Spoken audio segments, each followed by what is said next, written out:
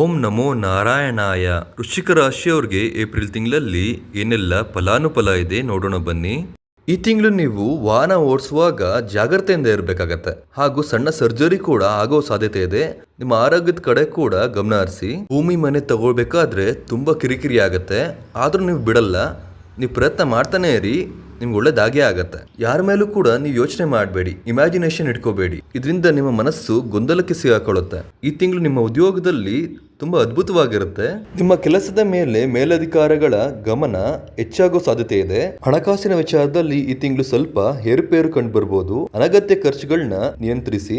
ಮದುವೆ ಸಂಬಂಧಪಟ್ಟ ಹಾಗೆ ಪ್ರಯತ್ನ ಪಡ್ತಿರೋರು ಸೆಟ್ ಆದ್ರೂ ಕೂಡ ಮೂರನೇ ವ್ಯಕ್ತಿಯಿಂದ ಮದುವೆ ಮುರಿದೋಗ್ಬೋದು. ಪ್ರೀತಿ ಪ್ರೇಮ ವಿಚಾರದಲ್ಲೂ ಕೂಡ ಕನ್ಫ್ಯೂಷನ್ ಇರುತ್ತೆ, ಯಾರನ್ನ ಮದುವೆ ಆಗ್ಬೇಕು ಯಾರನ್ನ ಆಗ್ಬಾರ್ದು ಅಂತ. ಒಂದ್ ವಿಷಯ ಏನಪ್ಪಾ ಅಂದ್ರೆ, ನೀವು ಬೇರೆಯವ್ರನ್ನ ಆಡ್ಕೊಂಡ್ರೆ ಒಂದು ತಿಂಗಳಲ್ಲಿ ಕರ್ಮ ರಿಟರ್ನ್ಸ್ ಆಗಿ ನಿಮ್ಗೆ ಹೊಡೆಯುತ್ತೆ. ನೀವು ಯಾವಾಗ್ಲೂ ಕೂಡ ಜಾಗ್ರತೆಯಿಂದನೇ ಇರ್ಬೇಕಾಗತ್ತೆ. ನಿಮ್ಮ ಪರಿಸ್ಥಿತಿ ಹಾಗೂ ನಿಮ್ಮ ಮನಸ್ಸಿನ ಪರಿಸ್ಥಿತಿ ಹೇಗೆ ಇದ್ರೂ ಕೂಡ ನೀವು ಯಾರ ಹತ್ರನೂ ಕೂಡ ಶೇರ್ ಮಾಡಬೇಡಿ. ಜನಗಳು ಇದನ್ನೇ ಅಡ್ವಾಂಟೇಜ್ ತಗೊಂಡು ನಿಮ್ಮನ್ನ ಕುಗ್ಗಿಸ್ತಾರೆ. ನಿಮ್ಮ ಕುಟುಂಬದಲ್ಲಿ ಸಾಮಾನ್ಯವಾಗಿ ಶಾಂತಿ ಇರುತ್ತೆ.